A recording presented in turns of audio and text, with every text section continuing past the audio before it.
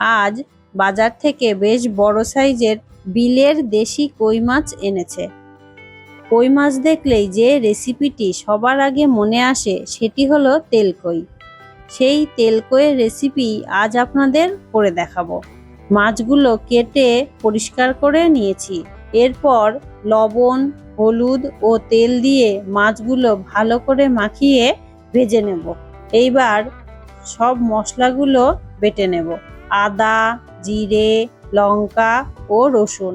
আমি এখানে দুটি মিডিয়াম সাইজের পেঁয়াজ কুচিয়ে নিয়েছি, আপনারা চাইলে বেটেও নিতে পারেন। আর একটি টমেটো গ্রেট করে নিয়েছি। মাছ ভাজা হয়ে গেলে তুলে রেখে সেই তেলেই দিয়ে দেব পেঁয়াজ কুচি। পেঁয়াজ একটু নরম হয়ে গেলে তার মধ্যে বাটা মশলাগুলো দিয়ে দেব। তারপর দেব লবণ, হলুদ, ধনে গুঁড়ো, কাশ্মীরি লঙ্কার গুঁড়ো সব দিয়ে ভালো করে মিশিয়ে নেব।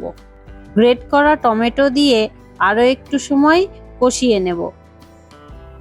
এরপর আরও একটু জল দিয়ে মশলা ভালো করে কষিয়ে নেব, যাতে মশলার কাঁচা গন্ধ না থাকে। মশলা কষে তেল ছেড়ে এলে পরিমাণ মতো জল দিয়ে দেব। জল ফুটে উঠলে মাছগুলো দিয়ে ঢাকা দেব। 10 মিনিট পর ঢাকা খুলে ওপর থেকে গরম মশলা গুঁড়ো ও ধনেপাতা কুচি ছড়িয়ে ভালো করে মিশিয়ে নামিয়ে নেব।